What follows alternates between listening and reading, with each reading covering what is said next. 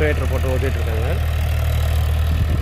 அடுத்து பார்த்தா ஓட்டிகிட்டு வந்து நாளை இல்லைன்னா நாளை மறுநாள் வந்து மொட்டை கம்பு நாற்று விட்ற மாதிரி இருக்கும்.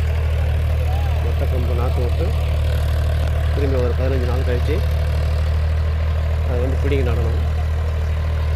நெக்ஸ்ட்டு ஒரு 3 மாதத்தில் பார்த்தோன்னா அறுவடைக்கு வரும். ஓகேங்களா?